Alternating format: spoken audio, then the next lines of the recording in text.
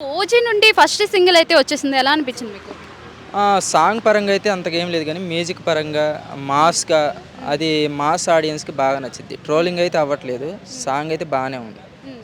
మరి ఆ first single వచ్చిన దగ్గర నుండి కూడా ఫ్యాన్స్ అందరూ పవన్ కళ్యాణ్ గారి ఫ్యాన్స్ అందరూ 'అకిరానందన్' కూడా యాక్ట్ చేస్తున్నారని చెప్పేసి హడావిడి చేస్తున్నారు. మరి ఇన్ కేస్ ఆయన యాక్ట్ చేస్తే ఎలా ఉంటుందంటారు?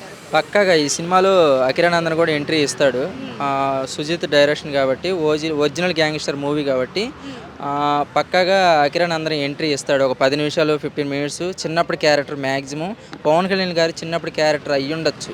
ఈ సినిమాలో పక్కాగా ఎంట్రీ ఇస్తారు. మరి 'అకిరానందన్' గారికి ఇది డెబ్యూ మూవీ కదా! ఏ డైరెక్టర్ చేతుల మీదుగా ఆయన ఇండస్ట్రీకి పరిచయం అయితే బావుంటుందంటారు? ఈ సినిమాతో ఎంట్రీ ఇచ్చి అతను లుక్ పరంగా ఎలా ఉన్నాడని ఇంట్రడక్షన్ మాత్రమే. పక్కాగా పూరి జగన్నాథ్ చేతిలో పడితే మాత్రం ఎక్కడికో వెళ్ళిపోతాడు. ఎందుకంటే అప్పట్లో రామ్ చరణ్ గారిని 'చిరుత' సినిమా పూరి జగన్నాథ్ చేతిలో పెట్టారు. ఇంత దూరం వచ్చాడు కాబట్టి అకిరానందన్ కూడా మాస్ సినిమాతో క్లాస్ సినిమాలు అయితే అతనికి బాగుండదు. అకిరానందన్‌కి మాస్ సినిమా అయితే పూరి జగన్నాథ్ చేతిలో పెడితే పక్కాగా ఒక స్టేజ్‌కి వస్తాడు. సో 'అకిరానందన్' కట్అవుట్ చూసినా కూడా ఒక రకంగా 'ప్రభాస్' టైప్‌లో ఉంటారు. అంత హైట్, పర్సనాలిటీ గాని.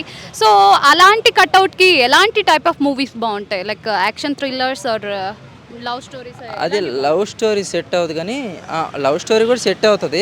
కానీ మ్యాక్సిమం మాస్ మూవీలు అయితేనే బాగుంటాయి. ఇలా 'చిరుత', 'టెంపర్' ఇలాంటి 'రోగు' అలాంటి సినిమాలు అయితే సెట్ అవుతాయి.